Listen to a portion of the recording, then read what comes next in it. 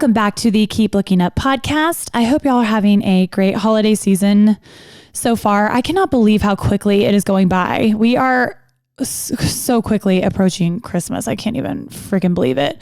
I know y'all probably feel the same way. I wanted to kind of take a step back and regroup a little bit and recenter. And when I want to do that, I have to call in my friend, Brittany Madrid. And if you are an old Caroline's Obsessions listener, you're very familiar with Britt. She came on a lot and she talked about a lot of astrology stuff with me. That is her passion. She has a podcast called the Be Zen podcast. And she also has a talk show that she does on WFAA. If you're in the Dallas area, you can definitely check her out. But she's spent a lot of time researching astrology, and she is also just she's just a very loving person, and she's kind of the person that I go to check in with when I need some advice. And it doesn't always necessarily have to be astrology related, but she does help me a lot with putting things into perspective on my astrology. But when we would podcast together in the past, a lot of people just we would talk really deep about astrology, and a lot of people don't really know anything. And so I wanted to do a kind of back to basics podcast with Britt. If you have any curiosity on astrology and you kind of felt like what we were talking about was too advanced, because that was my pandemic activity, was learning about astrology. And I was never into it before, but now I am. And I really think it's really fun and I like it. If you know me, you know, I like it. So we just went through and talked about all the different signs, their characteristics. We give our hot takes on all of them. We share, some of the celebrities that we like, what their sign is. And then at the end, we talk about numerology, which I am kind of unfamiliar with. And she tells you all the resources on how to Google everything, but she gave me some great insight. She made me cry because she's so great. The numerology stuff is kind of freaky. It just really reinstates my belief in all of this stuff. But I just think it was very helpful going into the new year. She gives me some tips that y'all can use on manifesting for the new year. And it just kind of helps understand who you are with astrology and the people around you. And if you're a naysayer, definitely listen up, because she says a lot of really interesting things on why some people don't believe in astrology, and maybe like that your chart can be wrong. So yeah, definitely if you don't really believe in it, I think this is the episode for you, where maybe we can change your mind and you can start using astrology as a tool in your future. So without further ado, please welcome to the podcast, Britt Madrid. I'm just gonna get stronger. I'm just gonna get stronger.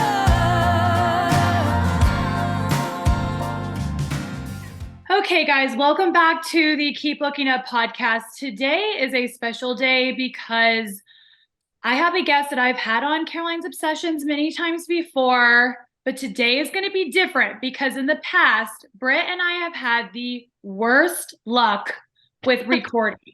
We have literally recorded, I think, 3 or 4 podcasts where something either happened on my end or her end, but we've got producers. We're big time now. We're not going to have these issues. And I'm so looking forward to interviewing Britt. So everyone, welcome Britt Madrid to the podcast. Hi, sister. Hi. Oh my gosh, Caroline, I'm so excited to be here. I love the Keep Looking Up podcast, and this is just an honor. And yes, girl, we are big time now. We are ready. The timing is aligned for this episode, I think. Is not in retrograde right now, right? No, it is not. But that is coming down the line. You know, there's always the Mercury retrograde around the corner, but we're in the clear right now. But we're in the clear for now. We're going to be okay. So if you don't know Britt, she is the host of the Be Zen podcast, and she is a very good friend of mine. We met a few years ago and just instantly connected. And she came into my life when I was kind of learning about astrology for the first time.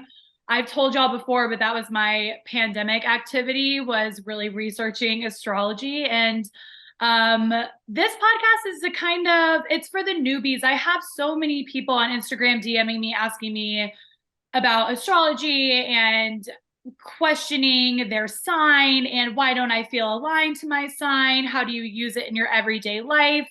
So I wanted to get Britt on and like give an intro to all of that. But then also she, I think, did my chart for me. Is that right? Yes, girl. I'm a little nervous. But Don't be. Britt always is great about, I like talking to her before the new year starts because she can kind of tell me what is in the future for my sign. And I think, y'all, we don't have to take every single word that astrology says, but I do really think that it can be a really helpful tool on, like I've said in the past, understanding people, understanding how they work, and then just kind of seeing like the future might take you. And so I think it's always interesting. So we prepped a little bit. I texted Britt before that I'm gonna throw some things at her. But Britt, did you want to start with astrology 101 or did you want to do my chart? Okay. So how'd you get into astrology? Let's talk about that first. Ooh, well, I've been into astrology for as long as I can remember. I think I first got into it like back in the day in high school when I would like read Cosmopolitan magazine and read in the back. And that is one of the things I want us to talk about, because you mentioned that a lot of people say like, why don't I resonate with my sign? Mm-hmm. And that is so normal, which is why I think every single person has got to get one of their natal charts created. And they're free like websites. Just Google free natal chart and plug in your information. You just need your birthday, time if you have it. That gives you like more specific information about yourself. Mm-hmm. And then place that you were born, and then you get this whole chart and it tells you your rising sign, your sun sign, your moon sign. And when you see that blend, you're like, oh my gosh, okay, now I get it. Now I can see myself. But yeah, when it's just sun sign, like that kind of pop astrology, that's really fun. And it'll resonate with you a little bit, but typically, yeah, most people are a combination of many things. Okay, so dumb it down for us, because I've had people ask me what the big three is. So when you say sun, moon, and rising, what does that mean? Okay, so your sun sign is like what you read when you think about like your horoscope. Okay. So that has to do with like your date of birth. And that's your sun sign. That's basically like how you shine in the world. You think about the sun is like a bright light. So that's like your natural area that you just shine. Like that's kind of you. It's your essence. People just kind of get that about you. So like for you, let's use you as an example. You're a Taurus, mm-hmm. and you give off major Taurus vibes. She's luxurious. She's a great hostess. She's glamorous. I mean, so we can kind of see someone's sun sign in the way that we perceive them. And then your rising sign is like the way that you view the world. It has to do with like how you think of things. It's how you process information, your natural instinct. And it's also like the first impression that people get about you. So this is crazy, by the way, Caroline. When I did your chart, this time you came up with a Virgo rising. Yes. Have we talked about this? No, oh my God. I'm so glad you said that. I am mind blown. Me too. Because I could have sworn you were Leo rising in the past. I thought I was too. Did we have a different birth time or something? I was like, what? I think I did it wrong, because I was literally about to say to you, and I might be wrong. My mom cannot find my freaking birth certificate. So that's a guess. Like, I don't know the exact time I was born. Mm-hmm. I need to find my birth certificate.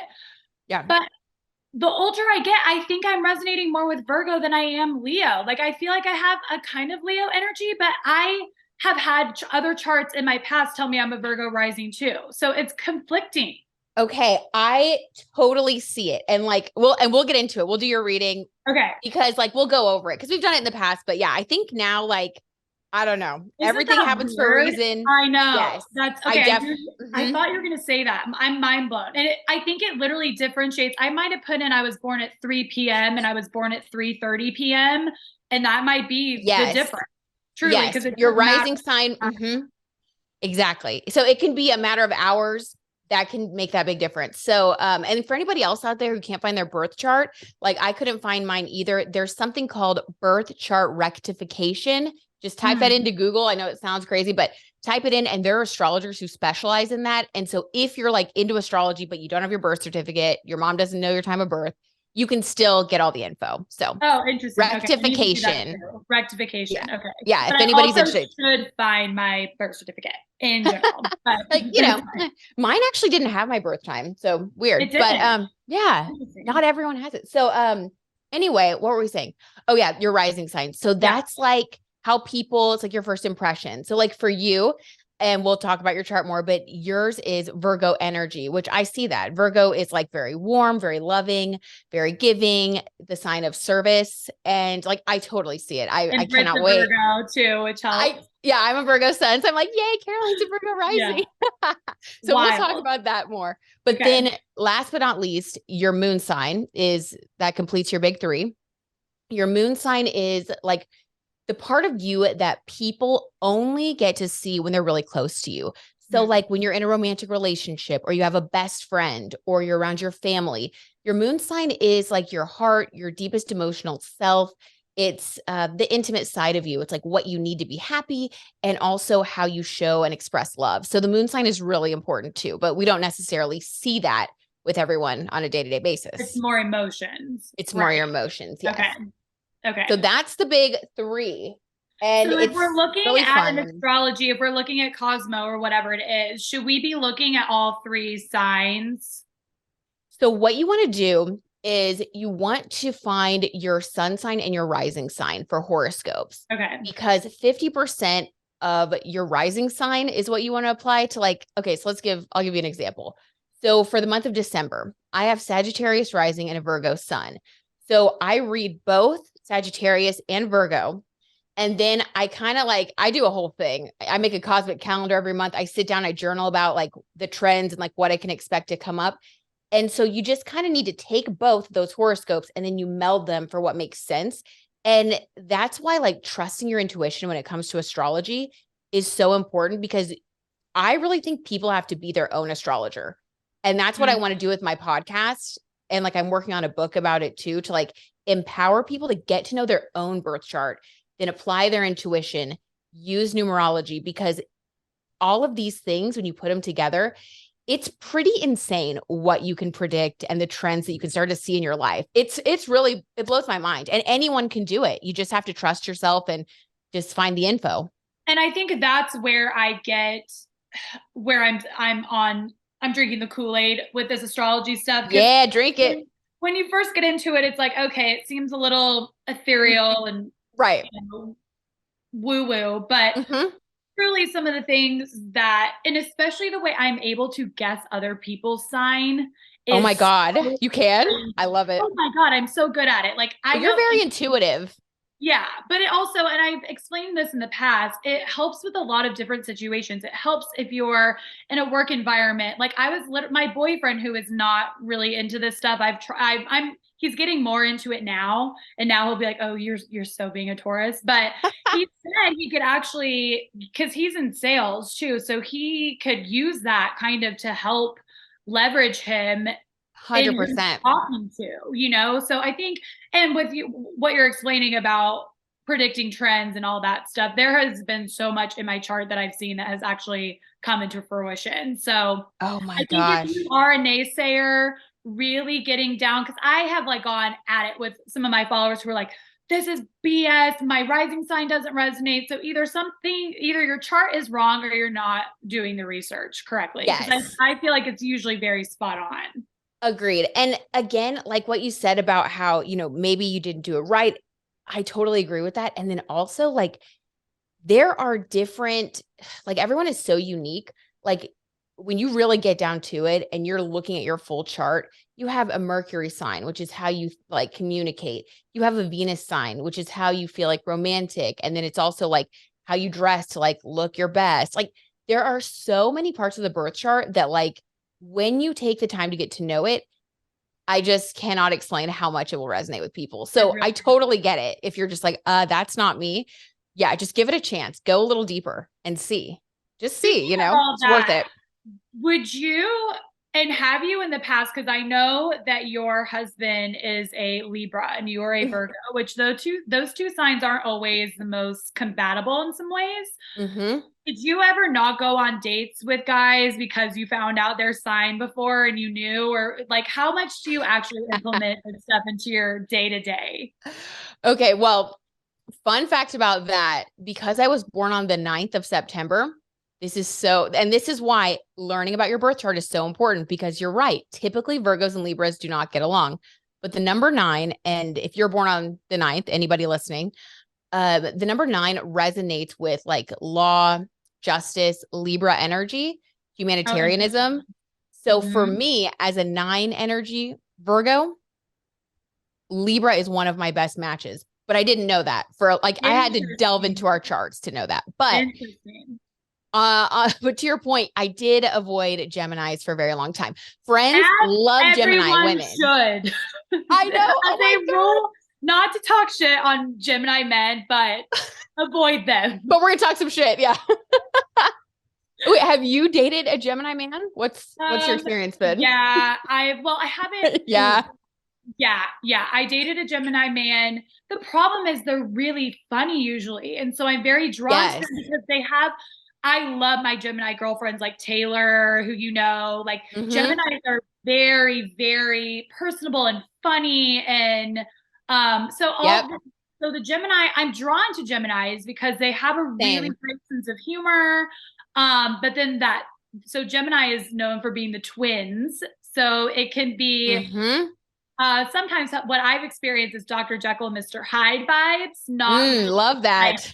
Because some Geminis, the twins can be who I present to you in public is different than who I am in private, which is fine. Right. But if there's literal 2 different people, then that becomes a little problematic. But 100%. I think Gemini men do have a reputation for being fuckboys, unfortunately. 100%. They're the fuckboys of the zodiac, and hey, there are exceptions to every rule, but also Caroline, I think it's because both of us have earth signs as our sun sign, and earth signs love stability. And like, we can respect the Gemini energy of like being witty, they're entertaining, like you said, they're fun. But when it comes down to like commitment, we both are the kind of people that like value a solid connection, I think, over something that's like constantly changing and moving. And so, it just kind of depends on what you like. If you're a Gemini or you're a Libra or an Aquarius, a Gemini man might just be your cup of tea. Yeah. Right. But people with a lot of earth in their chart, though, it's not really for us, Okay. So when you say, again, we're going back to basics here, because I want everyone who does not understand to understand. Yes. When you say earth sign, can you explain earth, air, water, and fire signs and tell us which signs belong to what and what attributes they have? Yes, absolutely. So we'll start with earth signs since we're talking about earth. So earth signs are Virgo, Taurus, and Capricorn. And so wherever you have that in your chart, you're going to have these certain qualities. Earth qualities are very solid, stable, very much about the material world, like as in valuing building stability. They're people that you can count on typically. Like that type of energy is just very solid, rock solid. We think about earth. So, and then we move over to, let's say, water signs. We have Pisces, Cancer, and who am I missing? Scorpio. Thank you. Oh my God, Scorpio. Yes, a big one. Another one. Be careful, ladies. Yeah. I repressed Scorpio. Anyway, I'm like, I don't even know them.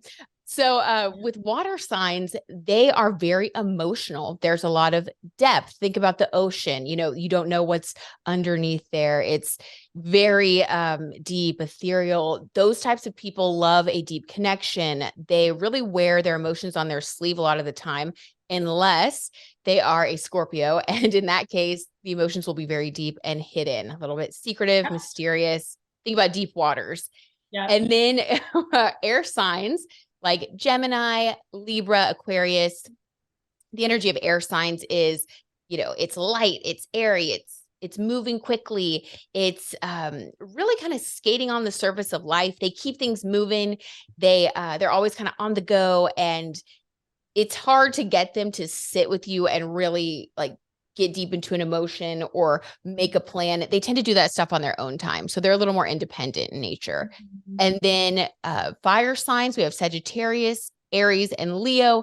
Fire is what you would expect, passionate, just like big, bold, loud, like a lot of energy. They like to, create a scene. They like to stop the show, and they like to really like spice things up. So that's kind of like in a nutshell, wherever you have that in your chart, like let's say your Venus is in Aries, that's going to tell you that you're attracted like romantically to really big, bold energy. So you can kind of just apply those general concepts even when you're just kind of starting to get to know your chart.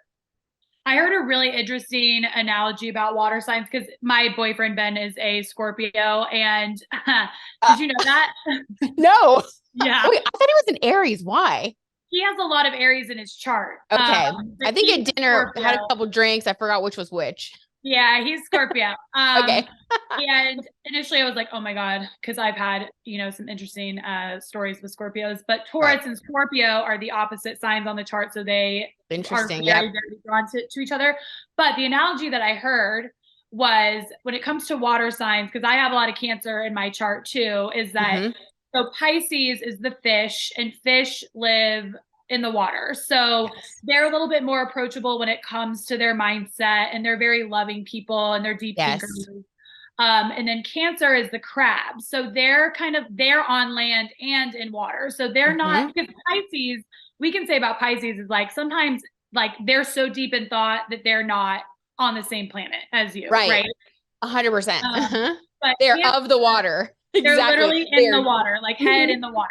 Yeah. But Cancer is the crab. So they're half water, half land. So they're a little bit more, approachable and can talk to them and stuff.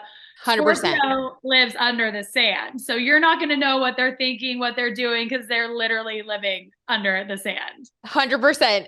I love that analogy. That's like such a good explanation. And so I have, not to hate on Scorpios, like I have a Scorpio moon. So when you get to know me better, I am Scorpio energy. So like I get it like on the positive side. And I'm sure that your man is like this because I mean, we know that you wouldn't be with him if you didn't have these great qualities.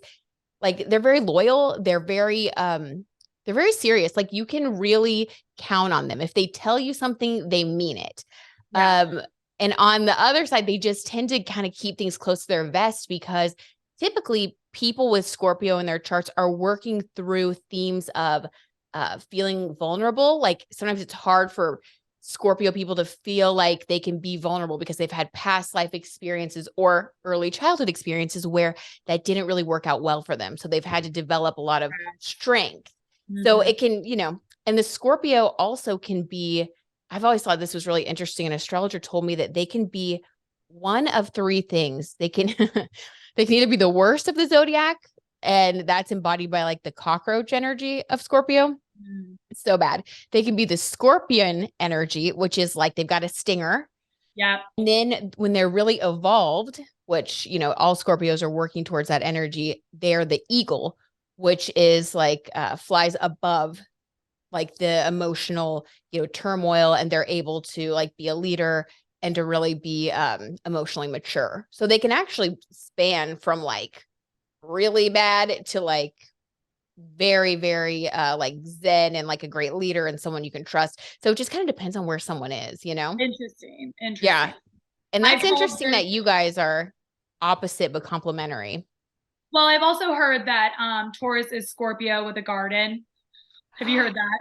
No, but I love that. Because they're very similar in the fact that, and I think I told this story on the podcast when I did my solo episode, but when I went to Paris to meet Ben's family, all of his cousins, like 6 cousins, and oh yeah, I haven't seen you since then. Yeah, so we haven't talked about it. Oh my God, I'm so excited. You're gonna love this story. So, and I think I told it, but I don't know if I told it in depth. But I met 4 of his cousins.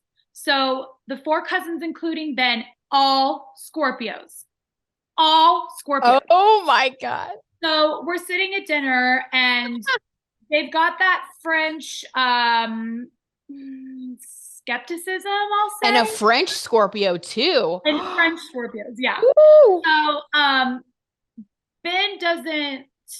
Ben thinks I'm an astrology girl. Like, let's just say what it is. Like, I think I asked him what his sign was before our first date. As you should.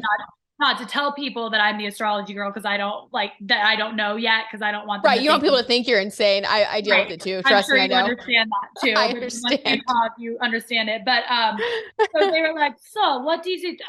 Everybody hates Scorpio. Why does everybody hate Scorpio? And I started just kind of like, brushing the ego. I was like, people shouldn't hate Scorpio because they're creative. They Yep. have like very luxurious interests. They keep a nice home. Scorpios can be known for being the lead singer sign. Have you heard that too? There are a lot of lead singers. But I love it. Some of them are Scorpio because they have these like deep, deep feelings. Wow. But they're also a little egocentric. So I thought it was really funny that because they were like, we think astrology is BS. And then I start telling them all the good attributes about Scorpio. And they were like, we love astrology. Stop. And then, so smart. Now they're astrologers. Like now they're so into it. So you just got to feed that ego a little bit. I love it. Okay. Hot tip from Caroline. All you have to do is stroke a little ego, tell them the positive qualities of their sign, and you can turn anybody. That is so 100%. funny. Yeah. Yeah. I love that. I love that. Why do we get a bad rap? But I was like, well, don't worry about that. I'll just tell you all the good things. But exactly. We all have good and bad. The singers. I love watching the Housewives too, because when I started getting really into astrology, I would see, and with the Kardashians and stuff, I would see if I could guess people's sign. Absolutely. And New York, the Real Housewives of New York, they're all Scorpios. Like Bethany Frankel's a Scorpio, Ramona. And talk about zingers. Like they are the zinger scorpions. Oh my gosh. And two Scorpios fighting. That gets ugly. Yeah. The stingers come out. I did not know that Ramona was a Scorpio. I honestly would have pegged her as like a Gemini. I can see that. Yeah. But Bethany, oh my God. Bethany's like classic Scorpio. Oh, totally. Like, holy crap. It's like what she's doing now, like with the beauty industry, like, what is she calling it? Like she's debunking stuff and calling it like, I don't know. She's like a catchphrase. Yeah. It's something scorpionic. Like that's crap. And now people are starting to clap back at her from what I've seen, like with that whole Jeff Lewis thing. He's kind of calling her out on her. Yeah. Scorpios have to watch out because like you said, they're very strong personalities. And then on the negative side, their egos can be huge. And if they get out of hand, people eventually will clap back. Yeah. Yeah. Oh my God. I love it too. That is so funny. Well, and I have your birth chart. I was like looking for it over here. I have all this info. Okay. Before we do that, can we go and just like quick, just give a little so that when we say my birth chart, people kind of have an idea of what we're talking about. I want to go and just go through the zodiac and we're just going to say our opinions on what we think. Not if we like them or not. Well, I mean, we've already pretty much said, who's on our show. But just kind of giving the characteristics of each sign so that people will kind of understand when you say my chart. Do you want to do that? Absolutely. Let me pull up my little list here. Okay. So there are 12 zodiac signs and each sign has different qualities. So we'll start with Aries. Aries is the first sign of the zodiac, and people who have an Aries sun sign are born between March 21st and April 20th. And they are very like loud. They are the fire starters of the zodiac. They're the leaders. They're the people who are going to be out in front, and they are not afraid to get in the mud, try something new. You'll usually find them like at a workout class or like, wearing red, doing something athletic. What's your opinion on Aries people, Caroline? Yeah, I think Aries can be really charming if you're channeling it correctly. I think they could be a little vain sometimes. Yep. My grandmother was an Aries and she was just like the typical, they're charming. I think a lot of the Aries that I meet are very charming, but yeah, they can be hard-headed with that fire energy and kind of the authority on things. But what I've also found is some of the Aries I know, like a trend I've seen is they can be a little quirky. Like Lady Gaga and Celine Dion are Aries, and they have this like bad bitch energy, but they're a little weird too. They can be a little yes. Oh my God. I did not ever think of that. They are a little bit like they definitely beat March to be their own drummer. Maybe that's that leadership quality where they're like not afraid to try something new and just be themselves. Yeah, like very authentic. They also, yeah, exactly. And they also love to be first. It's funny that you said that they're charming because so they are the first zodiac sign and they are associated with like that childlike energy of like a fresh new soul, like a fresh new beginning. So the I or like the me quality, the ego is very strong with them because it's like, if you think about a little kid, you know, they are just getting to know themselves. So Aries people do tend to focus more on themselves. They typically need a lot of alone time. That's why they really flourish like in sports or like activities where they can really just kind of do their own solo thing. My friend Alexis is an Aries and she is very Aries. Like she's outspoken, she's herself, she's loud, she's fun, charming, Quirky. sweet, quirky. Yep. So yeah, 100%. And then next we have Taurus, our lovely Taurus people, which Caroline is a Taurus sun, and Taurus sun signs are born between April 21st and May 21st. And they are associated with Venus. Venus is the ruler of Taurus. So think like luxury, think beauty, think like nurturing and having people at your home. Taurus is a very stable sign and it is the sign associated with the material world and with luxury. Whereas its opposite sign, Scorpio, you mentioned your boyfriend's a Scorpio. Scorpio energy is more associated with the spiritual realm. So people with a lot of Taurus in their chart tend to experience and are here to experience a life of material luxury and learning how to be stewards of financial wealth because that is part of like their soul journey. So they typically are very interested in second house things. They're the second sign of the zodiac associated with the second house in astrology. And the second house is wealth in the material world. Caroline, what are your thoughts on Taurus people? I know Tauruses usually have a good singing voice. They are talented and stunning. Talented, stunning, perfect. Perfect. No, but true. There is something right with their vocal cords. Like Taurus is just a lot of singers are Tauruses. I think they're very led by their voice to speak out. I've also heard that of all the 3 earth signs, Taurus is like the ding dong of the earth signs, where Capricorn and Virgo are a little more serious and Taurus is a little bit more like ding dong. I think they have more fun with like the luxury aspect for sure. Yeah. Like it's a little bit more of like a nice, fun energy. Whereas like, you know, and we'll talk about the other, so every sign before we move on, every sign is associated with like a house in astrology. What's the house? Well, houses that can get really deep, but when you are looking at your birth chart or the zodiac wheel, every single sign has a house that they rule. And in your own birth chart, you have this wheel. Now I lost it. My Sagittarius rising is showing. I lost it. My wheel somewhere, my Caroline's wheel somewhere, but it's basically a wheel and you'll get that when you get your natal chart. And it's just every house rules a different area of your life. So if you think about your life as a home, every single like part would be like a room. So like Aries rules the first house. So that's like a room in your life. It's like a part of you. The first house is the house of self. So it's me, it's I, the ego, getting to know that part of you. The second house is Taurus, which is like, you branch out from a me to now, what do I value? What do I own? So you can also look at the zodiac as soul evolution, even though I don't like to say like one is more advanced than the other, because I believe that we all experience all of the zodiac signs and like reincarnation and all that stuff. But if you really look at it, you can see the energy progress and build on one another. So Taurus is like an Aries who has like already been self-actualized in a way. And now they start to look at what is the world around me? What am I building? And then once you've built your wealth, you know what your values are. We move on to the third house, which is ruled by Gemini. And Gemini is the sign of communication. And people who are Geminis, let's see, they are born between May 22nd to June 21st. And these people are ruled by Mercury, which Mercury is the communication planet in astrology. So what you need to know about that for beginners, basically you are someone who thinks on your feet, typically very witty.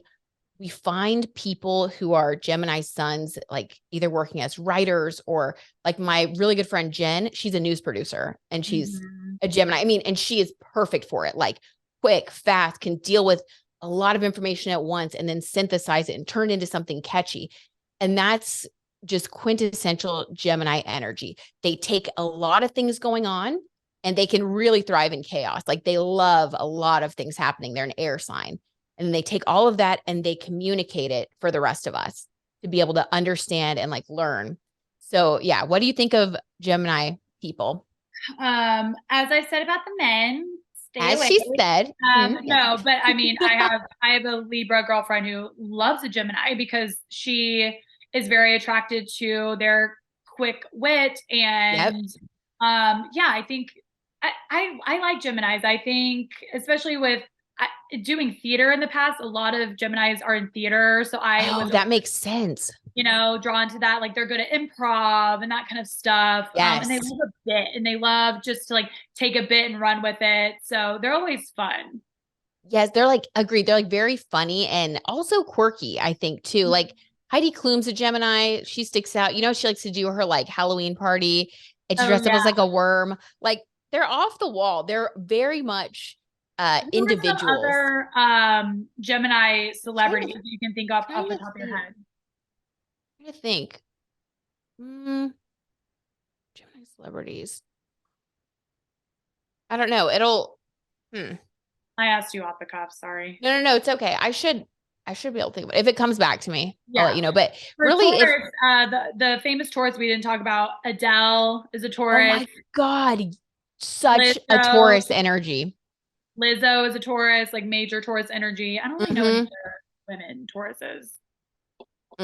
You're right. Like they have very, they have like if you look at both of those women, they're very, I don't know. I just think like luxury when I think of Adele, like just beautiful and like feminine and like a lot of like her voice has such a rich sound, like, and your voice, beautiful. So yeah. Okay. Love it. Love it.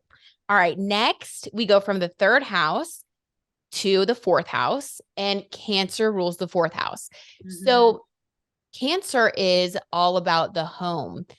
Cancer people, my brother's a Cancer, and it's so funny because we lived together at one point, like after we both graduated from college for like, I think 6 months or something. And he would actually cook at our house. And like, and you know, they're very much, they love to nurture. And a lot of the time it's in a low key way.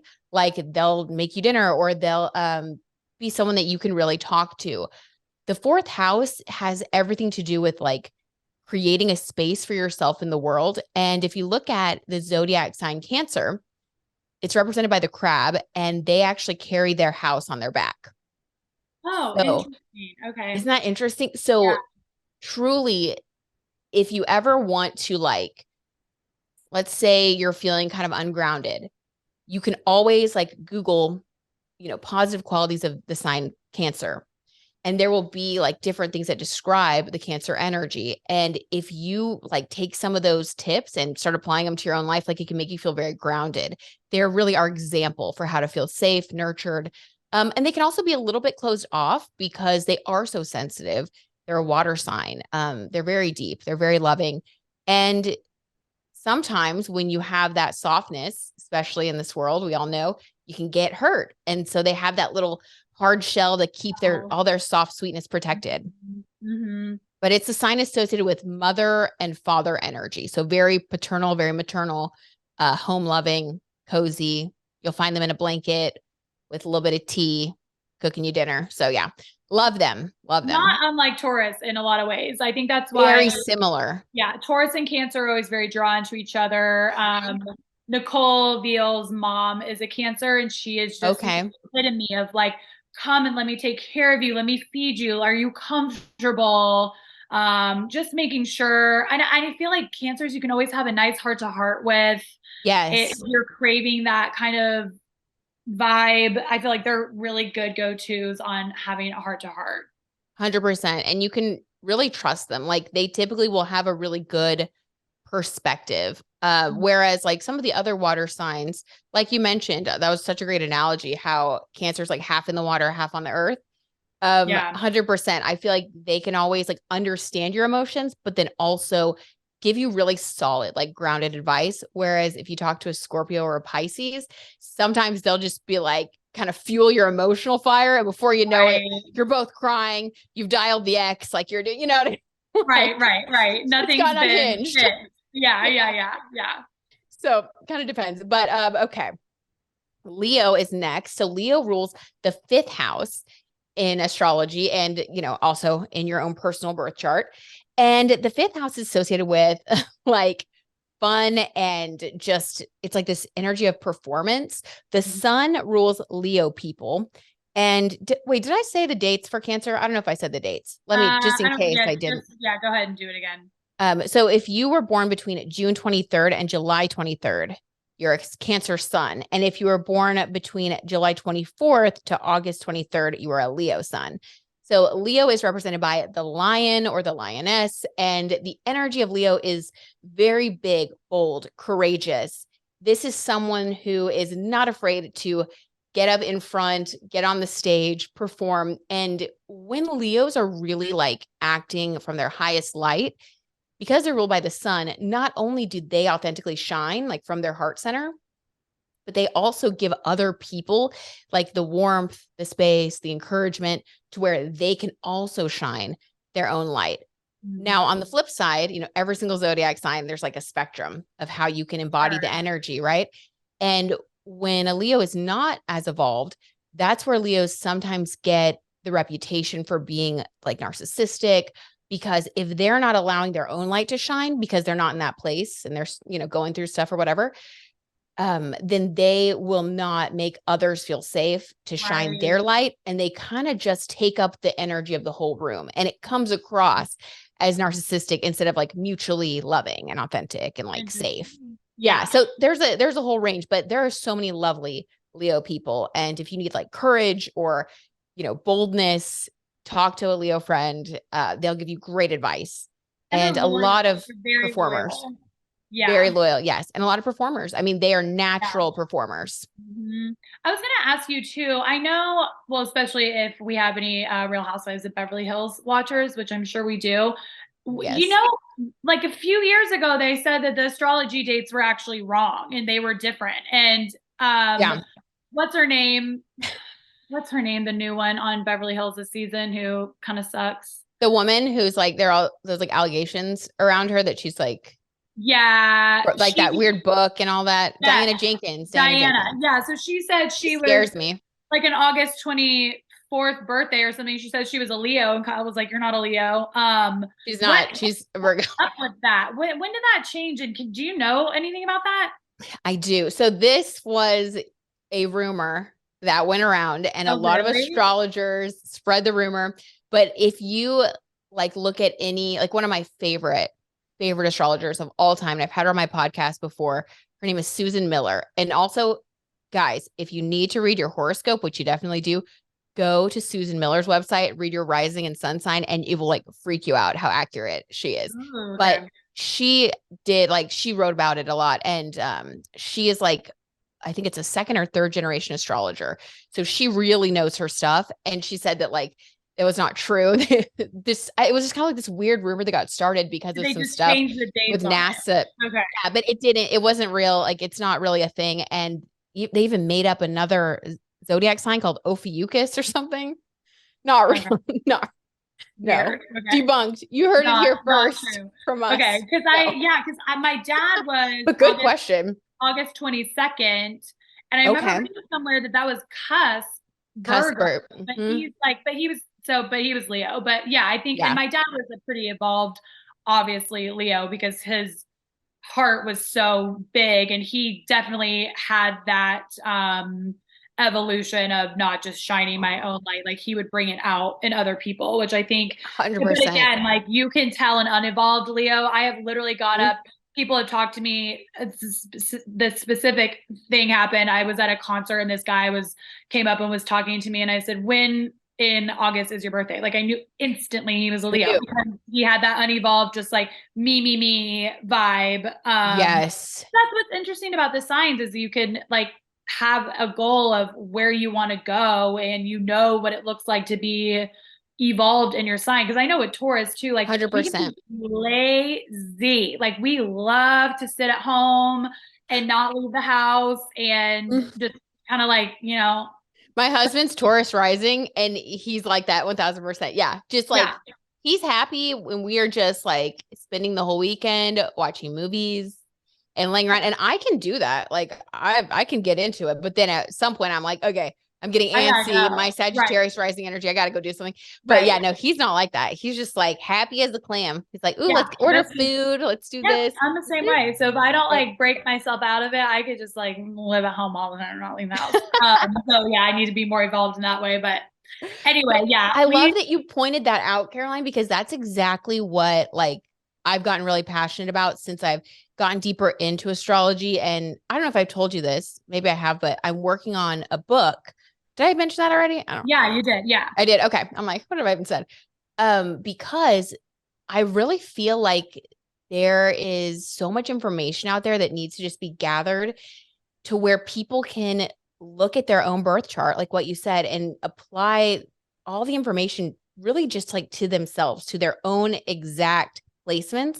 And you can really see like, for example, if you're having trouble with self-discipline or like it's hard for you to stay on schedule, like that's me, right? Okay. Like ADD out the wazoo. So I look at my Saturn sign. Yeah. Right. I mean, we struggle with that. Yeah. So I look at my Saturn sign and everybody can learn to do this. And when I read about the energy of my Saturn sign, which is in Sagittarius, so I'm like, okay, it's clear what the struggle is. And then here's what I have to do to overcome that. It goes deeper than just applying like, you know, the basic rules. Like I've read so many self-help books about like how to, you know, get organized and this and that, but it doesn't work for me because I need to go deeper. And so if you're someone who also needs to go deeper, astrology can help you do that. That's a good tool. So fun. I feel like for people who really don't think that this is real, that can be, if you've tried other things, that can be a good self-development tool. Mm-hmm. Yeah. And it's all a journey. And I would not trust anybody who right off the bat was like, oh yeah, I believe in everything. Like it's a journey. You got to explore it for yourself and see what works and what doesn't. But yeah. Okay. So next we have Virgo. Virgo sun signs were born between August 24th and September 23rd. And we mentioned I'm a Virgo sun. Virgos are associated with the sixth sign of the zodiac. The sixth sign rules your day to day. So if Leo was the fifth house and Leo was on stage, the sixth house is like your day to day. It's like the prep work you're doing before you get on stage. It's like what you do on a day to day basis. The sixth house also rules pets. So Virgos tend to really love animals. I didn't know that. That's interesting. Yep. That makes sense. And also, oh, sorry, go ahead. No, I said that makes sense. Oh yeah, totally. Yeah. Right. And so it also like it has to do with, so if you think about like your day-to-day routine, your schedule, things that you do, just to like live a healthy, balanced life, a lot of Virgos go into health and wellness. In my personal past, I was a fitness instructor, a group fitness instructor. I've also reported on sports, like a lot of things that have to do with like physical wellness, mind, body, soul. Like Virgo is just really all about like becoming their best self and helping other people become their best selves in like a tangible day-to-day way. So they're always learning, also ruled by Mercury, like Gemini, but it's more internal. Mm-hmm. And they're also the sign of service. So Virgos, if they like see someone in need or whatever, like they can't help but, you know, try to help, try to fix, and that can get them into trouble. You got to be evolved and you got to know how to like spend your time and also not be controlling or like, you know, you got to butt out sometimes. And so there's a lot of life lessons there, but they tend to be very responsible people. And yeah. And so for you as your rising sign that we've discovered, I can so see you as a Virgo rising. Yeah, I was kind of in denial about it because I thought I was a Leo rising and I thought I had this Leo energy. And I kind of like, I think I do sometimes. I don't know if it's a pandemic. Like, I feel like my social Girl, me too. I feel like I don't even know how to act anymore. No, me too. But I think some of it comes with age, but Mm-hmm. I love Virgos. I think the Virgos I know well, and that makes sense what all the things that you're saying. My mentor and my business manager, Brenda, you've met, she's a Virgo. Yeah.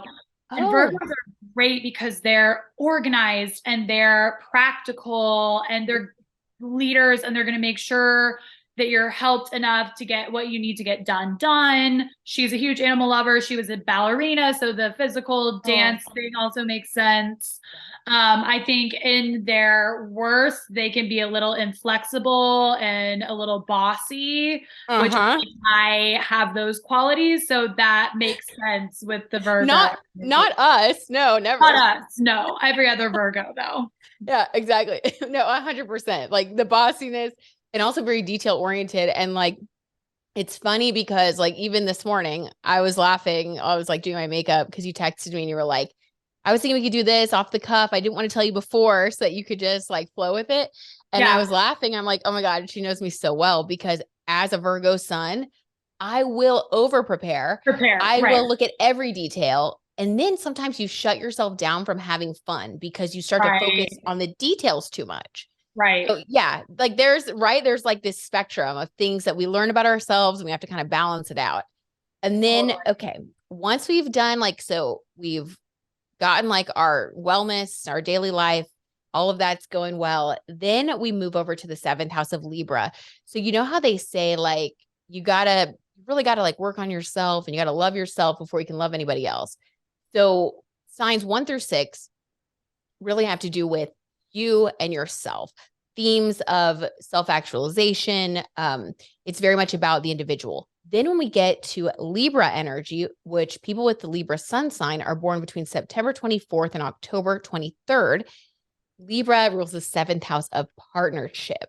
So now we expand to allow others into our lives. And so Libra is all about balance. It's all about harmony. Libra is also ruled by Venus, just like Taurus.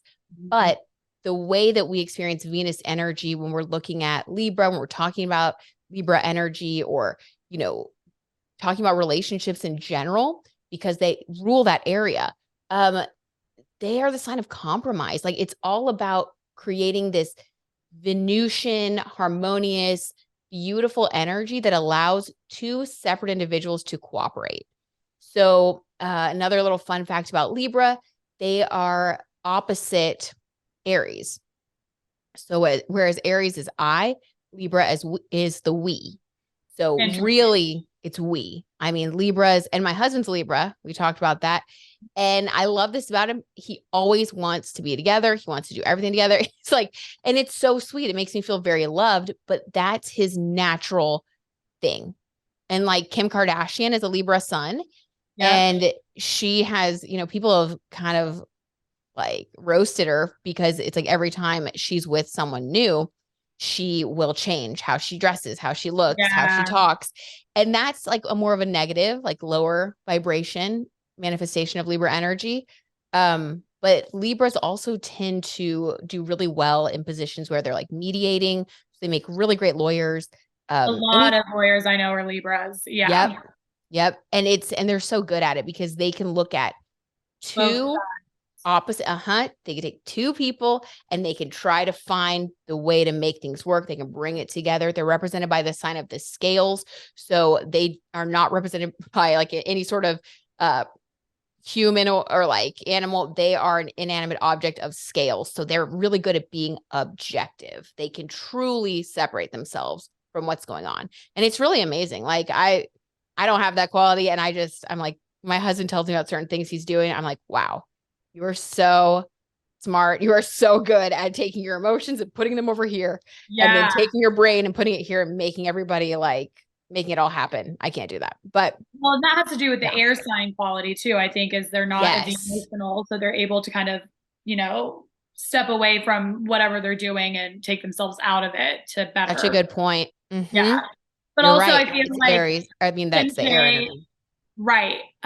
Kim K being the best example of it. There are so many like Libras just have, since they're ruled by Venus, they're just like pretty. They always have this pretty, Yes. like low key energy about them. Not that Kim K's low key, but Right. I just feel like you can tell a Libra woman, like she's very balanced and beautiful and just approachable. And yeah. They dress well, and there's something about them that is naturally very charming.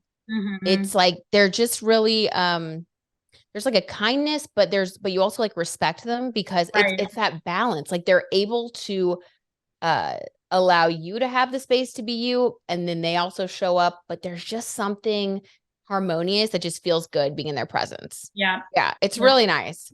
And then so then we go from the 7th house to the 8th house, and the 8th house is ruled by Scorpio. And if you were born between October 24th and November 22nd, you would be a Scorpio sun. And Scorpio sun sign people and the 8th house, has to do with, sometimes it's called like the house of other people's money or like inheritances, because it's like 8th house is like deep bonding, ties that bind. It has to do with like your emotional security, your legacy, your financial security. It's like Scorpio energy is deep, and the 8th house is very psychological. It's like also the house of transformation. Scorpio is ruled by Pluto, and Pluto in astrology rules transformation. So a lot of the time, these people will have an indescribable, like, there's something powerful about them, and not to use the Kardashians like the whole time, but I just feel like there's so many of them. It's easy to find, someone that, is a good example. And Kris Jenner is a Scorpio sun, and she's known for being very like, some people say like only like the devil works hard, Kris Jenner works harder. It's like, there's this energy of like, if they want something, they will make it happen. And depending on where they're at in their like soul's journey of evolution, they can either like, some of them will stop at nothing to get what they want. Like they can go as low as they need to. And then some of them, will just be very good leaders. And, but typically, there is an energy about them that you can feel it. And it's pretty easy to spot someone with a lot of Scorpio in their chart, because there will be an intensity to them that you can just kind of feel. It can be intimidating. Some people find it attractive, just kind of depends. But so what are your thoughts on Scorpio energy? Well, being dating one, I think there is an intense energy. I think it really matters how you channel it. Exactly. Ben channels it into CrossFit. Like he has to lift heavy things to get that energy out, which I'm really glad he has an outlet, because I think the people that don't are the ones that get the bad rap. Yes. But I think too, he's a very good read on people. Having that water energy, he's good at sales because he can read people, and he can kind of like call BS on people very quickly because he is very good about understanding other people. Oh my gosh, Caroline. Yes, I forgot. You're right. They are very intuitive. They're the most intuitive zodiac sign, followed by Pisces. I can see that. 100%. They can really read a room, and they can, I think that's why, partially why Kris Jenner was able to be so successful, because I think that when those people show up in like a business situation, they're not only coming from like their, solid, like things that they've learned in school, or like they really are able to kind of intuitively sense like what will work, and they can almost read other people's, energy in a way. Analyze. Yeah. They know what to say. They know how to get what they want. Right. Well, and it can be a good thing for him. He knows how to read my energy if I'm off. That's so good. Where a lot of men wouldn't. So he uses all of those things for good and not evil, which is why we're together, because a lot of those unhealed Scorpios, they've got that little it hurts. Ouch. And they can be a little, I've not with my boyfriend, but with other Scorpios I've met, they can be manipulative because they're very in tune with who you are. And that can go for any of the water signs. I think Cancer and Pisces have that too. For sure. I think Pisces is a little bit too much in the water to be doing that, but I know some Cancers too. They can use their emotional intellect to their advantage. 100%. They can go back in their little crab shell and you're like, wait, what just happened? And because they can read you, but then you can't always read them because they're able to kind of hide that part away. That's their superpower. That's their superpower. Same thing with the Scorpio. Sometimes you can tell someone is a Scorpio or has a lot of that in their chart if you sit down with them and they ask you everything about you and they don't volunteer information about themselves. That's a big Scorpio thing. And most of the time it's not like from a manipulative place. For some, people it is, but it's just they're more comfortable and they're more used to just reading others. So you have to pull them out a little bit. You have to like ask them about themselves, like, give them a safe space to talk. It's a whole thing, but yeah. Right. But once you have a committed Scorpio, that is someone who's committed for life. Yes, they're very, very loyal. Yeah. Very loyal. And you can really trust them. So, okay. Next we have Sagittarius, which rules the 9th house, and people born from November 23rd through December 21st would be a Sagittarius sun sign. And Sagittarius energy is associated with the 9th house of like travel, adventure. Jupiter rules Sagittarius, and Jupiter is like the giver of gifts and luck. So think of what we're doing right now, because we are at the tail end of Sagittarius season recording this, and it's right before the holidays. So this is when you're going to all the holiday parties, you're eating the cookies, you're like having fun, you're probably having a couple more drinks here and there, like you're buying presents. That is Sagittarius energy in a nutshell. You may be traveling to go visit family.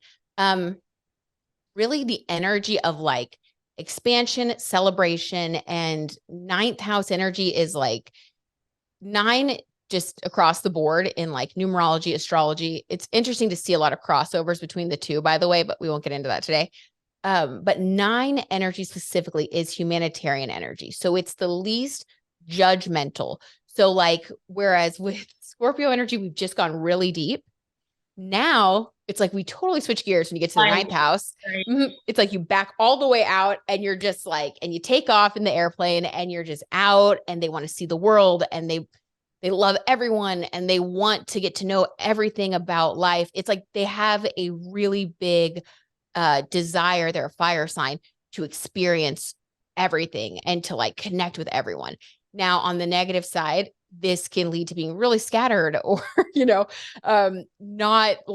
not fulfilling the things that are important to them, because they can truly get to where they're like, wait, what just happened? I haven't been home in a year. I need to like be grounded a little more. So balance is important there. But yeah, I'm trying to think of a famous Sagittarian. I need to get my phone and yeah, I always go back to the Kardashians and none of them are. Yes, but that's so funny because they do not have Sagittarius. They don't. My bestie Nicole is a Sagittarius and she's the best Sagittarius. She's very stereotypical. She's a Capricorn rising, so that makes her a little bit more practical, but loves to travel. I've also heard the Sagittarius are like the clowns of the zodiac. Like they're just like funny and easygoing and always up for a good time. Yes. That exactly. That like totally describes them. You know who I think is a Sagittarius? Taylor Swift. Oh, that's right. She is, because she has the same birthday as Nicole. Yep.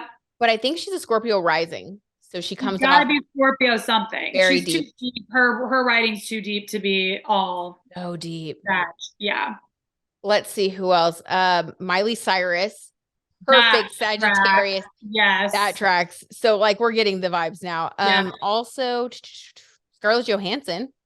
She seems more serious, but I would think she'd be Capricorn. Me too. I wonder if she has like Capricorn rising or something. Maybe. Anyway, yeah, but Miley Cyrus, Rita Ora, Chrissy Teigen, she gets herself into trouble by, Yep. So that's Sagittarius people have to be careful not to get themselves into trouble also with, they can just kind of say what's on their mind and they can be impulsive. Yeah. Very.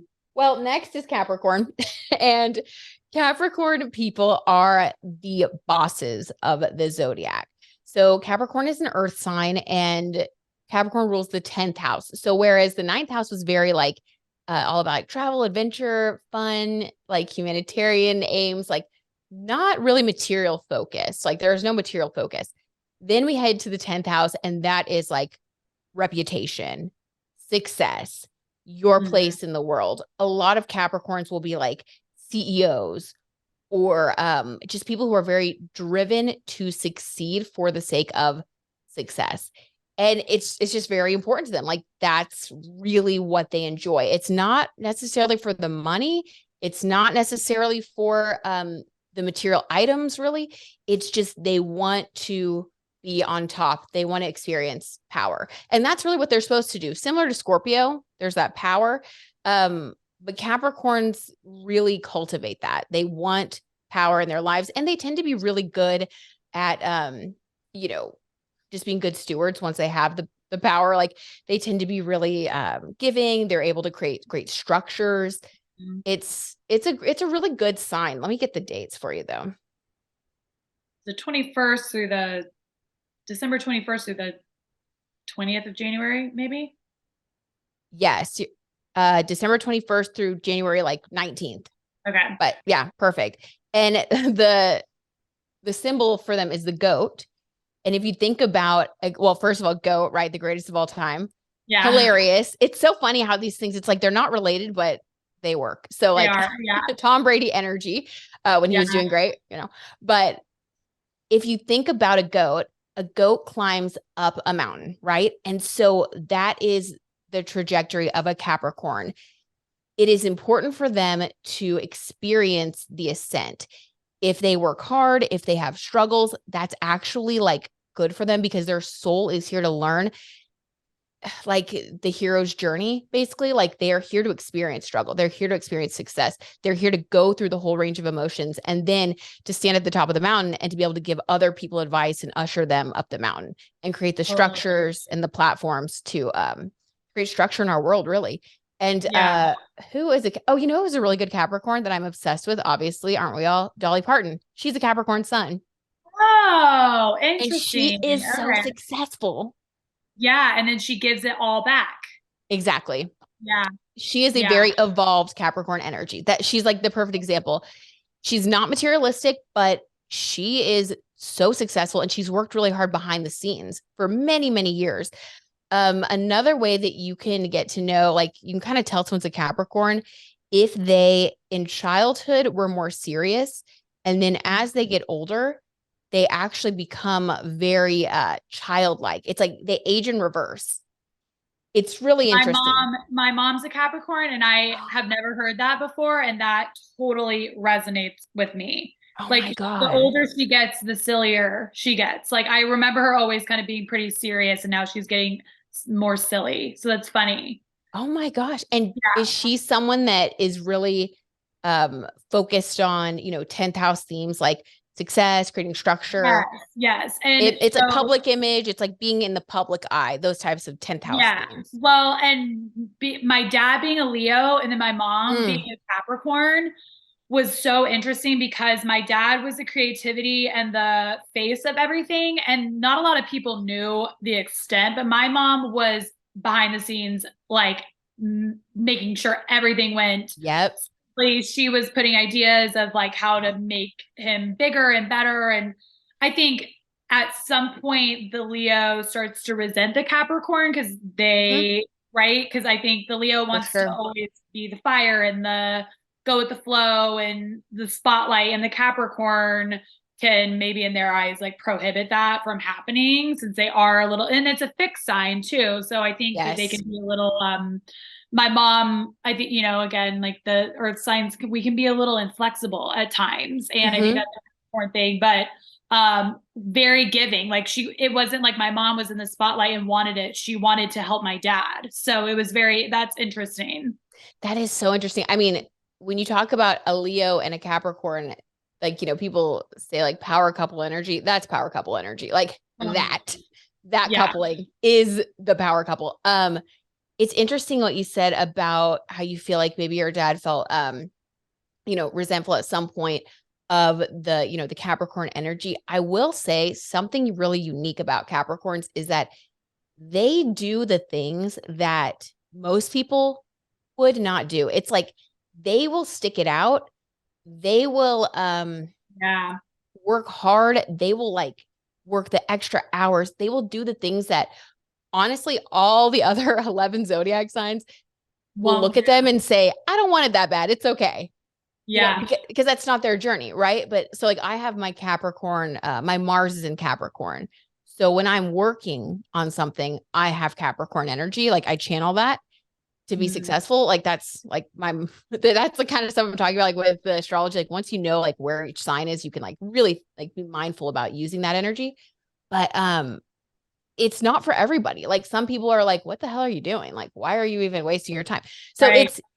it's like you kind of have to look at them in that way where you say, you know what, that's like not for me. I wouldn't climb the mountain that way. I just kind of maybe I'd go up the escalator or something. But Right. for them, the joy is in the difficulty. process. Sounds so crazy, but it's true. Yeah. Yeah. And then we have Aquarius energy, which Aquarius rules the 11th house. So we were just in the 10th house. That was the material world, being the boss, all of that. And then the 11th house is all about, similar to the 9th house, where it's like humanitarian vibes. The 11th house is about the collective. It's about everybody. It's about the audience. So like if you're ever talking about, when should I launch something? Look at when your 11th house is positively aspected, because like, and we can get into that another time, but the 11th house is like the audience. It's the public. It's people that you meet. It's social media. It's like anything that has to do with technology or like the masses and your connection to others, your place in the world with everybody else. So if you're born between January 20th to February 18th, then your sun sign is Aquarius. And these people are like, I mean, they're known as like the evil geniuses of the zodiac sign. And we say that lovingly because they are brilliant. Like I've known so many smart Aquarians that you're just like, you're light years ahead of your time. Yeah. Like, and like my producer, Riley, of my podcast, she's an Aquarius sun, and she is just like, she's always thinking ahead. She's great with like technology. And it's so interesting to see how they think about information, because they are the most futuristic zodiac sign. They really do bring the collective, they bring everybody forward. So they can be like, some people think like, oh, Aquarians are cold or like they're not emotional. They get like this really bad reputation for that. But the truth is, if you think about it, it's like, if you're trying to move a big group of people forward, you can't really stop and talk to each one about their feelings, or else you won't be able to get the job done. So it's like they have this innate knowing, whereas like Capricorn is working on the ascent. Aquarius is like, we're at the top of the mountain now, and I know what it feels like to succeed, like on a soul level. So they're not really about the hard work anymore. They're just like, okay, now how can we make the world a better place? How can we make things bigger? So they're also very detached air signs. Yeah. Do you know any Aquarians? What are your thoughts on Aquarius? My friend Kristen is an Aquarius, and she's in outer space. A lot of the Aquariuses that I meet, they're not on this planet. And that's exactly like when we celebrate her birthday, we're like, Chris, where have you been? We haven't seen you in a year, because she's just kind of in her own world of Aquarius. And but they're always, I think Aquarius and Taurus are interesting. I have a couple friends that are Aquarius, and they're not really very drawn to each other at first, but I think they admire each other because we're everything that each other is not. Like, I wish I was 100% more open-minded and not set in my ways, because Taurus can be stubborn, and Aquarius are very adaptable, and I feel like they're very, very, very free thinkers. Which is great. But I feel like you can always tell Aquarius, I feel like they're just in their own planet. They're doing their own thing. And as much as what's interesting about them too, now that you say that, as much as they are about the group, the collective, sometimes you will find them being kind of like a lone wolf. Not all Aquarians, right? Not all of them, but that is one of the ways that you can sometimes recognize an Aquarian, because they really do like to do things that are like their own way, that seem kind of alien to the rest of us. And they don't want to hear it. They don't want to hear people telling them that that's weird, or they don't get it. So they just kind of like fly their freak flag, and they just like live their life. And the rest of us are just like watching it on, like learning from them and expanding our awareness. Yeah. Is Elon Musk an Aquarius? Is who? Elon Musk? Oh my God, let's find out. Probably. Like Steve Jobs? I feel like those are. They've Here, got to be. I'm gonna look up Steve Jobs. You look up Okay, perfect. Elon. Steve Jobs was a Pisces, which makes sense. Okay, interesting. Oh, Elon Musk is a Cancer. Weird. He must have Aquarius somewhere else in his birth chart. Yeah. We'd have to look up his birth chart and see, like, and that's also the thing. That's interesting though that he's a Cancer sun, because he does definitely seem like someone with a shell. Yeah, he does. But he also He has has that hard shell. that Aquarius open-minded energy. Mm-hmm. Very interesting. Yeah, I'm sure that a lot of like philosophers and different technology people were are Aquarians. Okay, so then last but not least, we have Pisces. Pisces is the 12th sign of the zodiac, ruling the 12th house. And if you were born between February 19th to March 20th, you have your sun sign in Pisces. And these people are very, like we've mentioned, dreamy, water sign energy. Their symbol is two fish swimming in opposite directions. And the 12th house is the house of the subconscious. It's the psychological house. It is everything that's hidden beneath your own awareness, even. So if you think about like, when you're out in deep waters and you try to look down, like you can't see what's under there. And it can be kind of scary, right? Because it's like, I don't even know what's under there.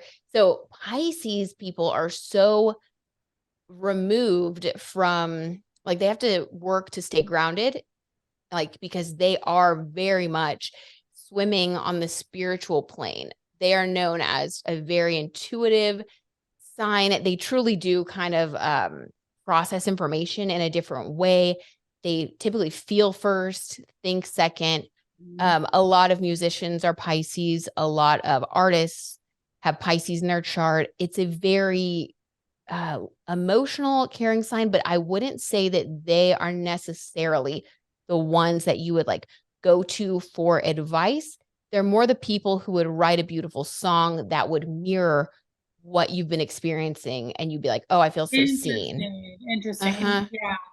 They really experience things, and they're here to do that. They're here to bring what is beneath the surface to the light. So you'll find a lot of them doing research in psychology. And some Pisces, when they're struggling, they tend to fall into addictions more easily. So, and again, none of this is set in stone. It's just, we all have tendencies, right? So they have a tendency to escape. Escapism is kind of their downfall. So yeah, you have to be careful as, a Pisces to make sure that you stay balanced. And if you ever want to get more balance, by the way, looking to your opposite but complementary sign, the sign that's directly across from you on the zodiac wheel. For Pisces, that's actually Virgo. So if a Pisces is ever feeling like they're not grounded, look to Virgo, look to sixth house things, like strengthen your sixth house. So you would focus on your day-to-day routine. You would really like channel your Virgo energy, and that'll get you grounded really quick. And then for Virgos on the opposite side, if you're feeling like you're struggling because you're putting way too much into like your structure, into the day-to-day, and you're you need to like get more emotional, look to Pisces and get back in touch with yourself. So yeah, it's really interesting how everybody kind of, like, we all have a little bit of all the signs within us. Yeah. Mm-hmm. I love it. I know, it's so good. That But was a good rundown. Okay, I'm glad. That was fun. Yeah, that was good. Okay, we're running out of time, so I want you to do my chart for Okay, perfect. year. For the year, okay. Or whatever you want to do. So you want like a little prediction? Yeah. All right. So I'll do your chart. Like, I'll tell you about your chart offline since we're running out of time, but we can definitely do your predictions. And I like to do a numerology prediction because I feel like that gives us like a really good theme. I think I did this on your podcast 2 years ago when you were in a 3. Yes. Because you were in a 3 personal year in numerology, and the themes that you were experiencing were very 3 themes of like creativity. You got a place in Austin, like 3 energy is like expansion.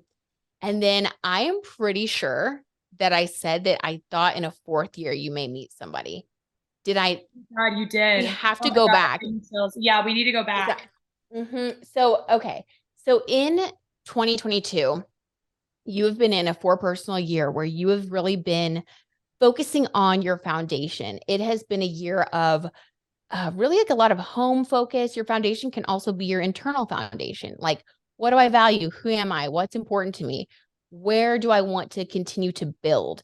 So, and anybody can do this, by the way. Just Google it. I know it's like, it sounds silly, but just honestly Google it, like my personal year, because I think it's important to know. And everyone goes through this cycle of 1 to 9, and then you start again at 1. And depending on the year that you're in, you will experience these themes. You'll be growing in this certain way. And so whereas 3 is a year of creative expansion, it can feel a little bit scattered because there's a lot of newness. There's a lot of things going on, a lot of creative energy. Again, numerology sometimes overlaps with astrology because we were talking about the 3rd house being Gemini. I mean, Gemini energy perfectly describes a 3 year as well. Yeah. So crazy how they overlap. And then the 4 year, you're doing a lot of themes that have to do with, think about the zodiac side of Cancer. You're going deep. You're dealing with your emotions. Your home. And it's a really good year to meet somebody that you could build a life with. If you meet someone and get serious with them in a 4 personal year, that's typically going to be your person, in my opinion. So, like your home base. Yeah. So it's also a year when we start to think about where we want to go next. So year 1, we usually have a new beginning of some sort. We have a lot of energy. Year 2, we start to figure out like, who do we want to build with? 2 is like 2 people. So it's like, you might be making new friends. You might be, growing apart from other friends. It's just like a year where you're learning about your interpersonal connections. It's a good year to meet business partners, all that. 3, we expand. 4, we kind of close back down to say, okay, I need a second. I'm going to now see what I want to do next, make sure I move forward on a foundation that's solid. So it's really interesting that you changed. You got it. It's so crazy, right? House, I got a new relationship. Yeah, that's wild. It's crazy. Yeah. It's crazy. And so then now next year for you, 2023 will be a 5 personal year, and you are going to absolutely love 2023 because 2024, well, that's going to be a good year too. But 2022 for you, it could have felt a little bit restrictive at times because 4 energy, while it is comforting, while it is safe, it's not really a year when we're like being creative. It is a year when we really are like doing those foundational things. So it can feel like hard work. Yeah. And we can get a little bored. It's like, okay, I'm ready for something new. So now at this time in the year, Caroline, you've done all the things you needed to do. You've built the foundation. The foundation is strong. You know where you are. You know what you want next. And now next year, that's when you get to expand again. And a 5 personal year is known as the year of like renewal. So it's like you get re-inspired, reinvigorated. So it gives you like a second wind. And yes. And it's really crazy because like when I think back, like 1000% I experienced that in a 5 year. And you can look back even, it's so crazy. You can just like go to I did this the other day. I went to on my phone, I just typed in the year 2017 because I wanted to see like the last year that will correspond to my 2023. And I was looking at the photos and I was like, yep, these are the themes I experienced. And so you can really reflect and you can see how you've grown through these cycles. So anyway, in a 5 year, you are going to be creative. It is the year of change. 5 is associated with the 5 senses. So it's a year that's really about fun. And then if we want to like look at the zodiac wheel, 5 is Leo. So it's like you really get to have fun. You get to be in the spotlight this year. You get to lighten up a little bit. It's a year when you've done the hard work and now things are changing because you've done the hard work. Now you can fly. Now you can do this. Now you can do that. So I think you're going to love it. Like I see you really thriving. I resonate with that so much because I feel like this year has been, and not that it hasn't been fun, but it has been just like really building the foundation of like being a first-time homeowner and all that that comes that and getting settled and like setting my foundation. And then especially leaving Dallas and leaving an identity that I was very familiar with. I felt very like, who am I? I'm in this new city. I don't have a lot of the things that I had in Dallas that really defined me. And I've been ready to like lighten up and get back to that fun energy. So that's really interesting that you said that. I'm so glad. Well, and yeah, when you moved to Austin, it's kind of like you stripped your house of your life. Like you stripped your house down to the studs to start again. Yeah. And so spiritually, that's what we do, right? It's like, it's a spiritual cycle. So spiritually, you let go of a lot of things. You just let the things fall away in the 3 energy. And then you started back from ground zero. And yeah, I mean, it's a lot of work, right? Like you did a lot of things. You moved, you were decorating the house, you met somebody that you really care about. It's like so much going on and it's very fulfilling, but you definitely look back and you're like, holy crap, I can't believe I did all that. Like, so you get to pat yourself on the back now at the end of the year and think about what you want to experience in your 5 personal year, because 5 energy is very like it's very fast moving. It's kind of like lightning in a bottle. So this is why also knowing like what year you're in is really helpful for manifesting, because you have to stay focused this year on making sure that you take advantage of every opportunity. It is a year to not really think as much, to trust your intuition, to trust yourself. And like, if an opportunity comes by that excites you, this is your year to say, okay, I'm going to jump at it. I'm going to try it. I'm going to do something that I haven't done before. I'm going to call that person. It's just like, you're really supposed to experience change, fun, fresh energy. So if it speaks to you, try it. That's kind of like the motto for the year. Like, I love that. Why not? Yeah. She's like, why not? That's kind of like the vibe. And then, you'll be really able to like, I think, grow with everything that you want to grow. Whereas, like I said, last year, 2022 was really like kind of keeping things manageable so that you could make things happen. There's going to be a huge change when you start to get into 2023, like January, February, March, you'll start to really see it take root. And I think you'll see like the new direction. So yeah, so it's like, it's so crazy because you're kind of feeling it now, I'm sure. Yeah. But once we hit January 1st, like it's so crazy how there's a turn. And last but not least, before I go, for everybody wanting to manifest for the new year, definitely look at, or like put on, circle on your calendar, the new moon in Capricorn on December 23rd, because that is the time when we can, like, we talked about Capricorn energy. It's like who you want to be in the world, your success.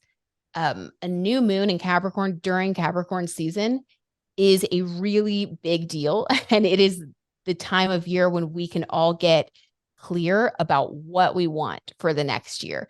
So like, I'm personally taking this day to like journal. I'm going to make a vision board. I'm really going to like get reflective and not only write out what I want, but then I'm going to make a plan and start really formulating that plan.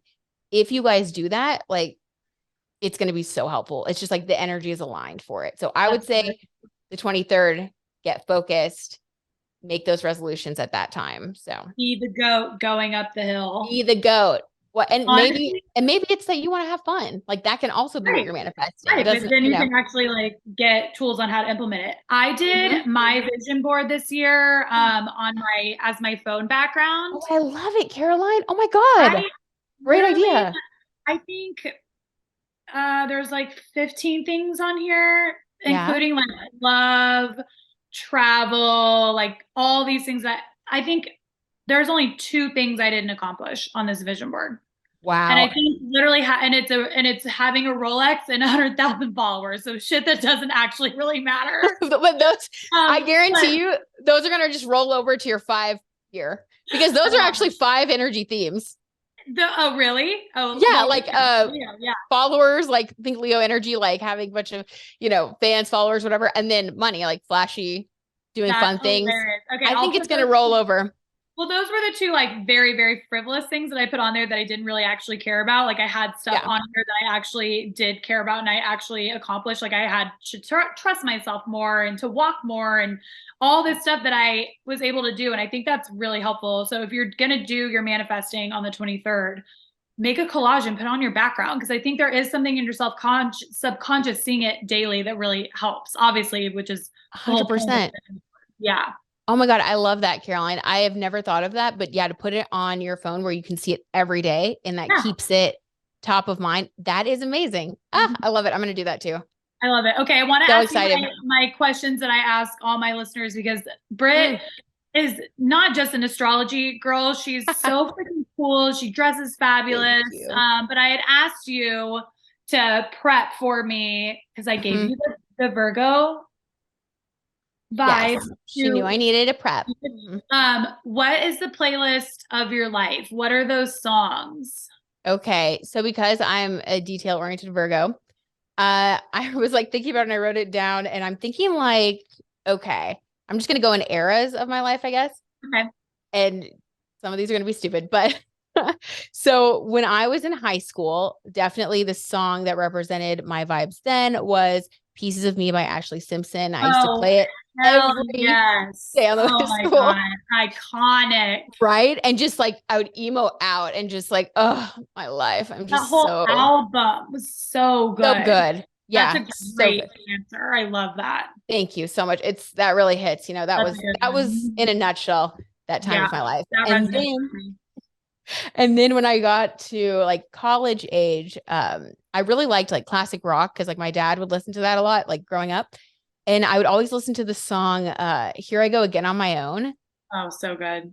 And it was, and it's like I would like work out to it. I would listen to it in the car. And that was when I was like, in college and like a little bit after, because the words of that song are all about like you basically like being there for you, like you having to figure your life out. And that again, very independence. Yeah.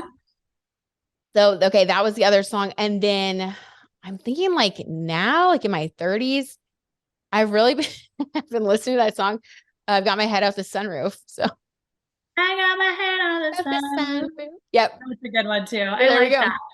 I like that you did it in eras. You're the first person that's like told me like what they were going through at the time where it resonated.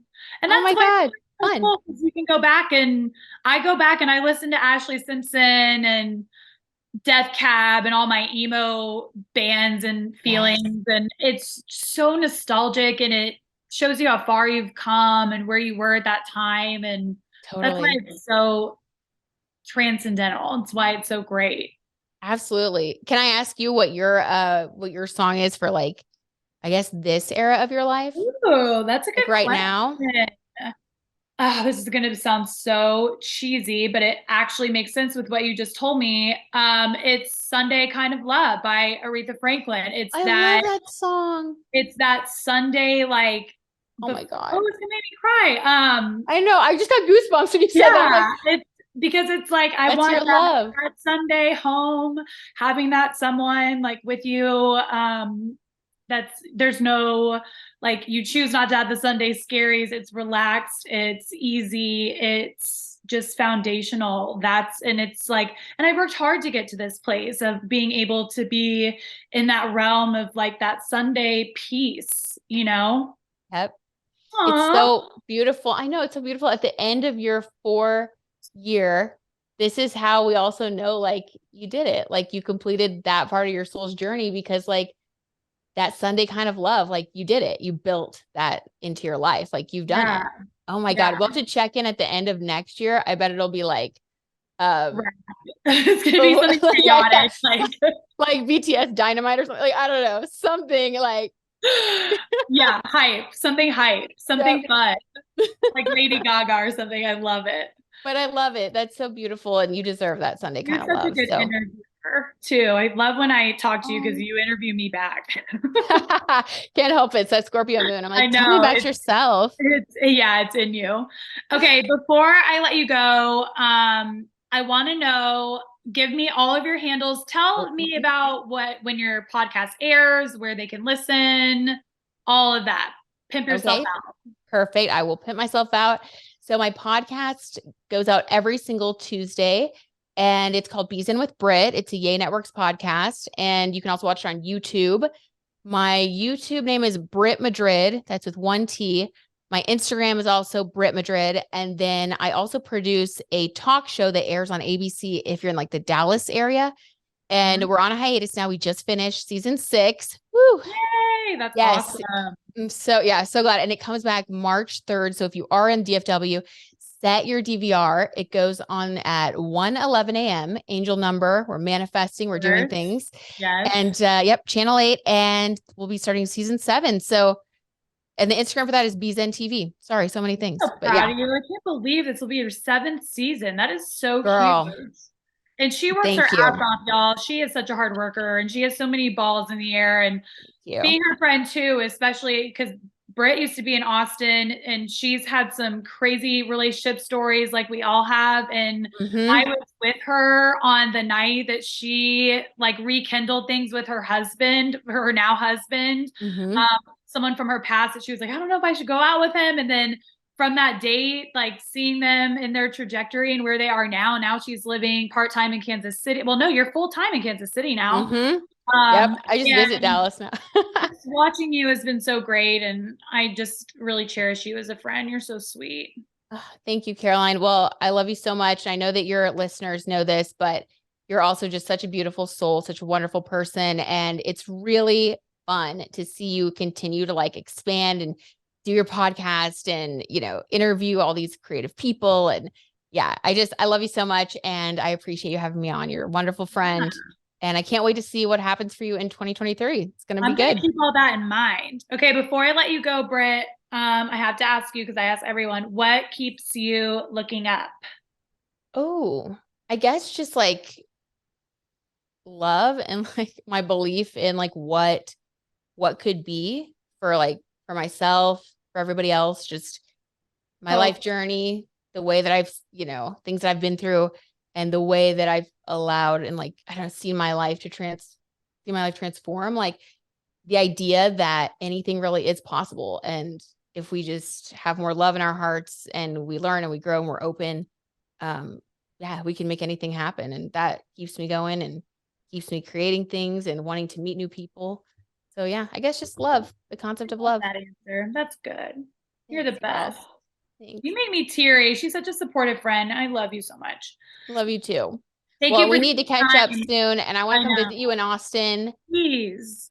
I want to come. But also, the Midwest is in my chart of. Remember when you did my chart of your astrocartography? Yeah, you guys should look that up too. What's it called? Astrocartography. It shows so crazy in your chart, like. Well, you explain it. You do different. No, you had it. Like learning chart. I don't know what I'm doing. No, you had it exactly. No, it's like, okay, so you can do this thing where you can pull up a map, and it'll show you where different lines are on your birth chart. So, like for example, one of my lines, my Venus line, runs through Kansas City, so it makes sense that I live here with my husband. I met my husband here like 10 years ago, and so I know if I travel to Kansas City, like I will be in Venus themes, like love, beauty. So like it's a good place for me. On the other hand, if I traveled to like, I don't know, some other place, I might be like on my Pluto line, which could be like transformative. So you can basically see the kind of experience you'll have based on how the area intersects with your birth chart. It's crazy. It's crazy. It's really interesting to look at. And it's very dead on. And you can be like, oh my God, yeah, when I traveled there on a family vacation, I did have a horrible time. And you can like plan your future travel based on where you'll really have fun. So yeah, Britt told me never to go to the Maldives, that I would have issues with the Maldives. Never, yes. But you know what's crazy? I was on TikTok and Will Smith was talking about it with his son. No way. Yeah, they had to go to, I think it was Vancouver. It was somewhere in Canada. It was either Vancouver or Montreal. And he said, he was talking about his son, about Jaden. And he said, for some reason, Jaden comes here. He's energized. He is just a better person. There's something about being in this area that makes him better. And he said, but for me, it's Miami. And so it's ironic because Welcome to Miami, like he literally wrote a whole song about it. He said, when I'm in Miami, I am my best self. I feel the most energized. I feel the most authentic. So it's very interesting. But mine like is Kansas City, St. Louis. So I almost went to college in St. Louis. Come visit. I'm not saying I'm dying to go to St. Louis. I want to go to Kansas City and see you. Come visit. It'd be so much fun. We go like horseback riding. Do you like horseback riding? I haven't been since I was a kid, but I love animals, so I'm sure we could do. We could do anything. There are a lot. I'd like to go horseback riding. Let's do it whenever. I want to go to a Chiefs game. That'd be fun. Yes, that would be so much fun. We could do it. All right. Well, I love you so much. I love you too. Thank you for taking the time. Go check her out, you guys. And I hope you're having a wonderful holiday season. And I will see y'all next week. Keep looking up because that's where it all is. I'm just gonna get stronger.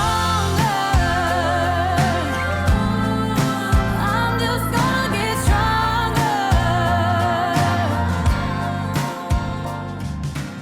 Thank you so much for listening. Be sure to subscribe and rate. Keep looking up anywhere you stream your podcasts.